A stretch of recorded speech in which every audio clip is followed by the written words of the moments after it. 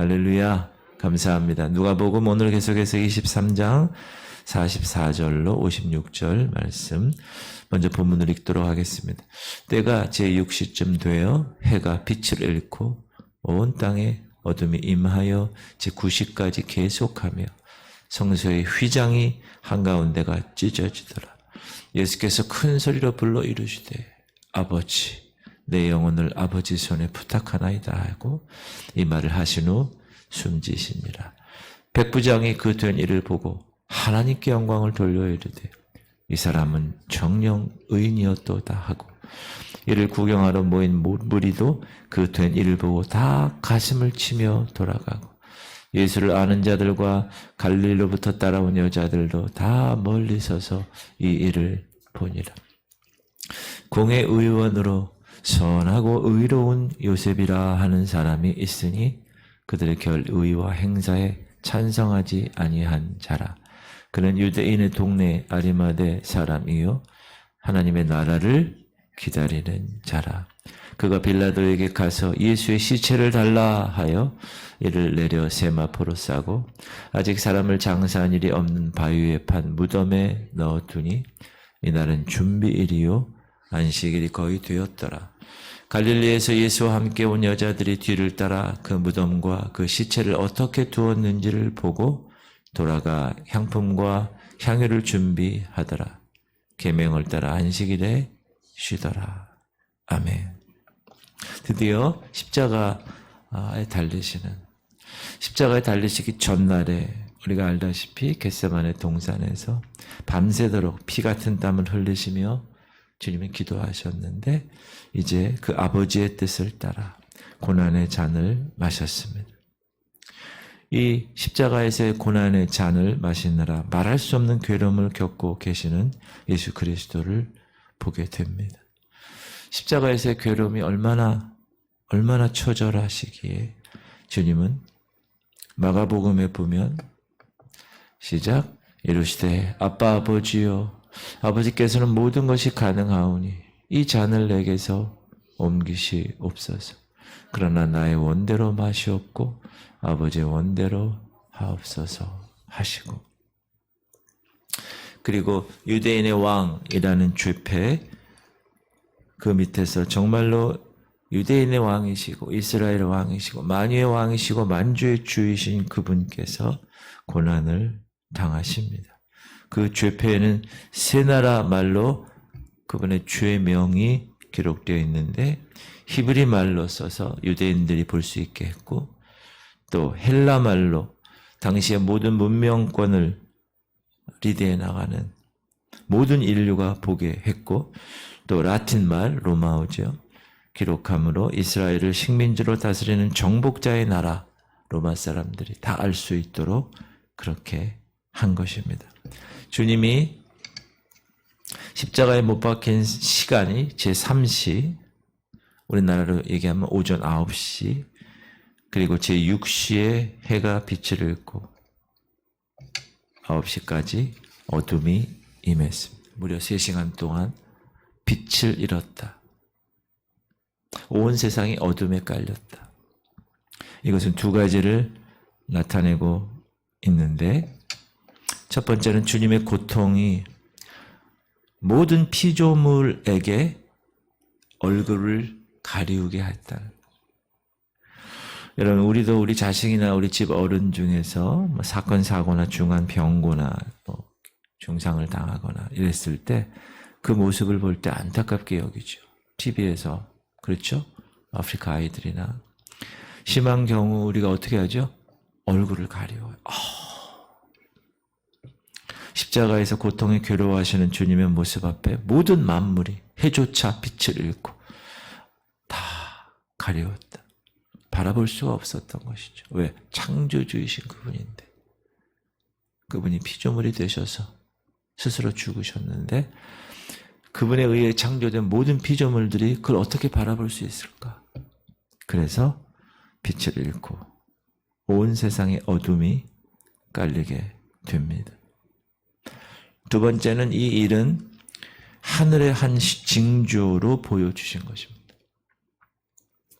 예수님 초림 때 주님이 태어나실 때도 하늘에 별의 징조가 있었죠. 그 큰 한 별이 계속 움직여서 동방 박사들이 이 징조를 보고 베들레헴으로 아기 예수를 경배하러 왔잖아요. 마지막에 초림 때 그렇게 징조가 하늘의 별의 징조가 있었던 것처럼 마지막 주님의 재림의 날에도 하늘의 여러 징조로 하나님 보여주시겠다고 예언하셨는데 인류의 죄를 지시고 십자가에서 죽으시는 이 예수 그리스도의 놀라운 사건 어떻게 하늘의 징조가 없겠습니까? 그래서 캄캄하게 3시간 동안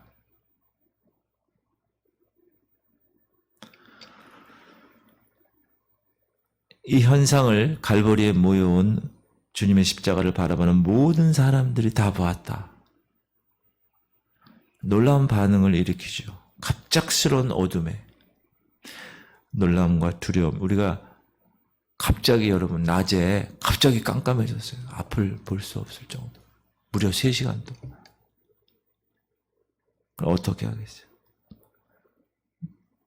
이야, 그래서 백부장이 이 일을 보고 하나님께 영광을 돌리며 탄식하죠.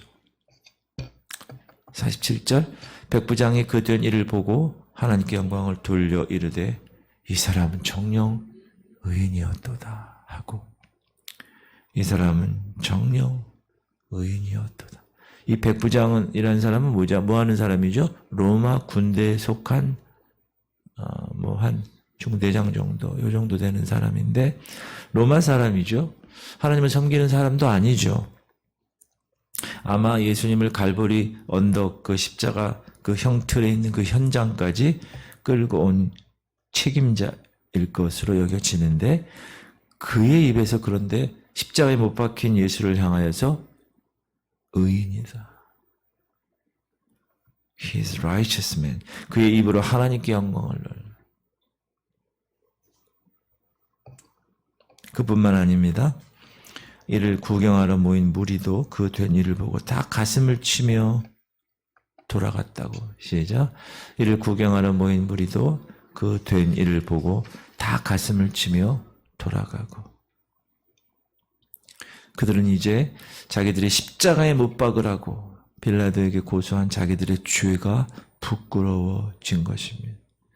갈보리에서 이루어진 모든 징조를 보고 그들의 마음속에 야, 그가 하나님의 아들이었구나 라는 생각을 가지게 됩니다. 그러니 자기가 얼마나 잘못했어요. 자기들이 뉘우치고 가슴을 치고 그 어두움이 그렇게 지속되니까 두렵죠. 여러분 원래 어둠에 있는 존재들은 두려워합니다. 왜? 앞을 볼 수 없으니까. 지금 어떻게 되어가는 사정을 모르니까. 그러나 빛으로 쫙 보이면 다 보이잖아요. 이 어두움의 두려움에 사로잡힌 사람들을 다 돌아갔어요. 집으로. 그리고 이제 갈보리에는 얼마 남지 않은 무리들만 남아있게 됩니다. 예수님은 십자가상에서 모두 7마디의 말씀을 하시죠. 그래서 우리가 이것을 십자가상의 7언, 가상 7언이라고 말하는데 근데 그 중에서의 맨 마지막 말씀이 바로 이 외침입니다. 예수께서 큰 소리로 불러 이르시되 아버지 내 영혼을 아버지 손에 부탁하나이다 하시고 이 말씀을 하신 후 숨지시니라. 아버지 내 영혼을 아버지 손에 부탁하나이다. 주님은 자기 영혼을 아버지 손에 부탁드렸습니다. 여러분 사람은 죽으면 그 영혼은 어떻게 되죠? 하늘나라로 갈 것이냐 지옥으로 갈 것이냐 그 영혼을 주관하시는 분은 하나님이십니다. 그래서 그 영혼을 아버지 하나님께 부탁한 거예요. 한번 죽는 것은 사람에게 정해진 것이요 그 후에는 심판이 있을. 전도서 인생들의 혼 여기서 스피릿 영이에요. 위로 올라가고 짐승의 혼은 아래 곧 땅으로 내려가는 줄을 누가 알랴. 세상에서도 그 얘기 하잖아요. 이렇게 저승사자 이 검은 거 입고 와 오잖아요. 다 그들도 알아요. 우리 모든 그리스도인의 마지막 유언이 바로 오늘 예수 그리스도께서 남기신 유언처럼 아버지 여러분 죽을 때, 돌아가실 때 태어나는 건 순서가 있지만 가는 건 순서 없다고 그러잖아요. 언제 갈지 모르잖아요. 그때 아버지, 제 영혼을 부탁합니다. 이러고 돌아가실 수 있기를 축복합니다. 그런 경험을 몇 번 봤는데, 그리고 주님의 운명과 함께 참 놀라운 일이 벌어졌습니다. 그것은 성소의 휘장이 위로부터 가운데가 찢겨졌습니다. 지성소와 성소 사이에 두꺼운 커튼이 이렇게 드리웠는데 그게 찢어졌어요. 성소의 휘장이 한가운데가 찢어지더라. 이 성소 휘장이 찢겨진 것은 이제 하나님께로 가는 두 가지, 새로운 길, 살 길이 열렸다는 것을. 새로운 길, 살 길. New living way.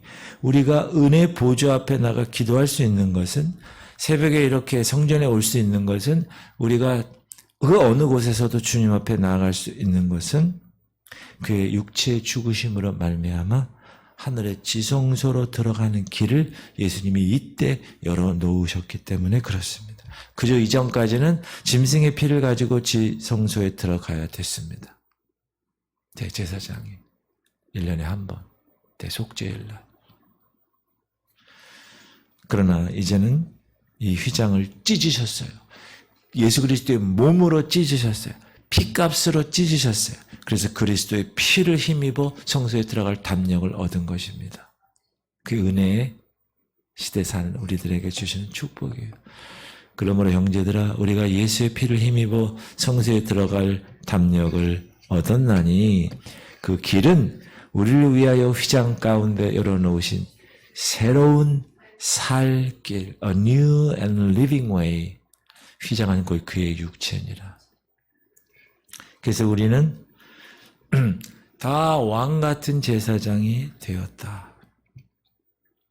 옛날에는 대제사장만이 1년에 한 번 들어갔던 그 지성소에 우리는 예수 그리스도의 피를 힘입어 언제든지 항상 들어갈 수 있기 때문에 주님이 십자가 이 사건을 통해서 그 길을 여신 거예요. 그걸 꼭 기억하셔야 됩니다. 그리고 이 일은 이제 구약시대가 막을 내리고 예수 그리스도로 말미암은 새로운 약속의 시대, 신약 시대, 은혜의 시대가 들어갔음을 알리시는 하나님의 방법입니다. 이제 더 이상 성소의 휘장이 찢어졌다는 것은 더 이상 제사장이 필요 없다. 희생제물이 더 이상 필요치 않다. 이제 지성소가 얼로 옮겨진 거예요. 하늘 보좌로 옮겨졌다. 그래서 우리는 영원한 대제사장이신 그분이, 그의 희생이 우리의 영원한 제물이 되셨기 때문에 우리는 그 은혜로 주님 앞에 설 수가 있게 되었습니다. 또한 이 같은 일은 주님이 하셔야 할 아버지의 명령을 그분이 온전히 이루신 일입니다. 그분이 이 땅에 오신 이유가 뭐였죠? 사람의 모양으로 나타나서 자기를 낮추시고 죽기까지 복종하셨으니 그 십자가에 죽으심이라. 그의 온전한 죽으심으로 죽기까지 복종하신 것입니다. 자, 이제 모든 일은 다 끝났습니다. 그의 죽으심으로 그의 사명을 다 이루신 것입니다. 그래서 우리가 예수 그리스도를 닮아간다는 얘기는 이 영역에서 그분의 사명을 이루신 것처럼 우리도 여러분 하나님이 허락하신 사명이 있다는 거죠. 목사로서 또 성도로서의 사명이 있는데 그 사명으로 사는 삶, 주님 앞에 서서 그리스도 심판대에서 보고할 때 어떻게 보고하죠? 주님이 시켜서 하라고 하신 그 일, 그 사명을 이제 제가 다 마치고 주님 앞에 섰습니다. 주님, 이 시간을 그렇게 기대했습니다. 기다렸습니다. 주님 품 안에 안기는 그런 여러분들 되시기를 주님의 이름으로 축복합니다. 그리고 공회원인 요셉이라는 사람, 아리마대 출신, 그분이 빌라도에게 찾아가서 돌아가신 주님의 시체를 장례를 치르지요. 공회의원으로 선하고 의로운 요셉이라 하는 사람이 있으니 그들의 결의와 행사에 찬성하지 아니한 자라. 그러니까 죽이지 말라는 것 찬성하지 않는다. 그는 유대인의 동네 아리마대 사람이요 하나님 나라를 기다리는 자라. 그가 빌라도에 가서 예수의 시체를 달라. 여기서 주목할 것은 하나님의 나라를 기다리는 자라. 여러분 하나님의 나라를 기다리세요? 의롭다고 그를 칭했고 주님을 정죄하는 결의에 반대했고 하나님 나라를 기다리는 사람.